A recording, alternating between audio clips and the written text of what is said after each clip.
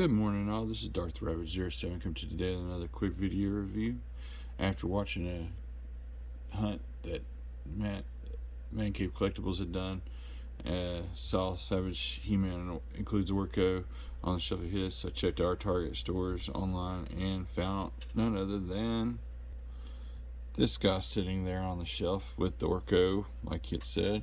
Saw it, like I said in his video, Savage He-Man, the most powerful primate in the universe. And here he is on the back. If you want to pause that right there and read it, it's up to you. Thanks again for watching. Oh, and then we got some cool art there on the side of the box. Thanks again for watching. So what all did we get when we opened the kit in Free Infamous Cardboard and Plastic Prison? We get Savage Man and Orko. And what are the accessories that comes with it? Well, actually, Orko is an accessory, but he's a very nice accessory, so let's start with him. He has this really nice display stand that I'm not going to risk breaking clear plastic by popping him off of there. He has really great detail on his cape there, and his eyes are just beautiful. This is a lot better than what we had for the original release back in the day when we were kids, and the stand is pretty like magically detailed there, so it's like an ice sculpture kind of. But then for the sake of purposes, I mean, whenever you got it like I had it, it looks like he's floating through the air like he's supposed to. He has articulated arms on a ball right there, and he can move all around. His head does have some articulation. I wish his ears were a little bit well, not a little bit, I wish they were posable, as they are just solid to the hat. And you can get, some nice little, poses out of Orko still, even though he is not the main focus, as the focus wants to focus on Savage Man. So we're going to get back over there to him. We're going to situate the positive. Hopefully we will get a full release of Orko like this and in his other garb. If you've watched the show, we'll get the other garb Orko, hopefully not as an includes. He's just a prominent character. He's one of my favorite characters. He was one of the first characters I got with the original He-Man series, and while that figure was just a big block and barely had moving arms like this, I thought this would, even though the outfit is very true to the show, I thought they would give it more to this, like posable ears and whatnot, because Orko changes moods and stuff, or maybe I should just wait for the Hot Toys. We'll see. Mattel, Hasbro, please do not include vital characters like Daniel or Wheelie or Orko like with no thought to it at all. This is nicer than what you got with the Hasbro stuff, but it's still an afterthought.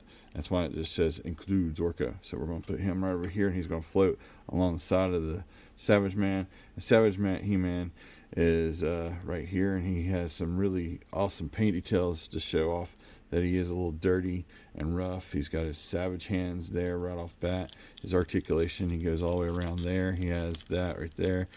Pinless double elbow joints. And I'm getting ready to switch to his other hands, and I'll show you why there in a minute. His crunched back that far forward. His hair is a big hindrance to any upward posing, unless you just got to heat it up to like super hot temperatures, and then you can get maybe that far back. He's a savage. He should be big and hulky, just like you see there in the picture. And this guy looks a little lean for a Savage He-Man, to be honest. He's got the waist articulation. He's got the upper thigh swivel. He's got the pinless knee double knees. He's got the upper boot swiveling, though he's not got any boots on, and he's got articulation back this far, going forward pretty far, and the rockers, so that's intact in place. Looks pretty good for a lean and mean version of Savage Man. So anyway, the face sculpt looks really good too. Looks animation true, and so does the hair for the most part. And these are a far cry better than the stuff we got back in 2003. His other accessories that he comes with, just give me a second here. He comes with his Savage Spear. Looks really great, nicely painted and detailed. And this nice axe. And they had some forethought to this and added some really nice detail there. and the handle looks great. So there's a Savage X, and in order for him to hold it, they also included 2 Savage He-Man hands, and they're painted accordingly. There's the left hand, there's the right hand. Like, all of his joints seem to be like a little dirty, just like he was dirty in the show, so that's fitting. So I'm gonna get those on there, get some final poses here, final thoughts. This is not, yep, we're gonna get to that here in just a moment. In 3, 2, 1, and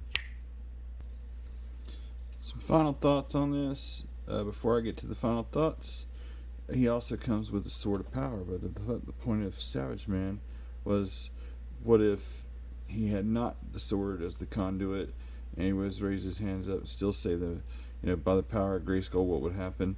Well, what we got here in this release is, it looks like a leaner, meaner version of Tarzan that didn't get released, with the Tarzan movie of the Alexander Skarsgård, and a friendly Orko statue to put on your desk to wave at you, as you did not get a fully articulated Orko here. It just includes Orko, so there's Orko, and he says hi.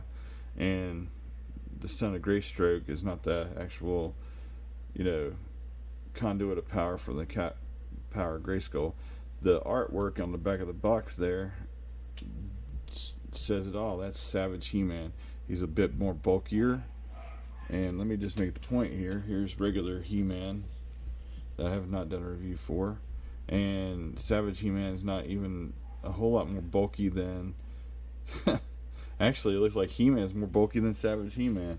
So I'm thinking this might have been a Target exclusive. It doesn't say exclusive on the box, but I mean, it's just like they didn't focus on what the art embraces as Savage and stuff. I can do that pose on the box with what he's got there, but he's not as bulky as he needs to be. He's got the dirt where it needs to be, but he definitely looks just like a Masters of the Universe Tarzan versus a Magus, the most savage primate in the universe. So I still recommend this set, but I mean, it's not what it definitely looks more like Masterverse Tarzan that includes our Orko than it does actually Savage He-Man. And I'm trying to accentuate the positive here. Still a great figure, one of the more posable figures. I just thought it'd be a lot bigger than He-Man instead of He-Man bigger than him. And I thought Orko would have more stuff to him. With all that said and done, I still like the set. And if you hadn't seen seasons 1 and 2, go watch it and you'll see what I'm talking about. Y'all have an excellent, safe day out there. The power of Grayskull's fully not with this one. Anyways, have a great week out there, everybody. Till all are one. Thank you again.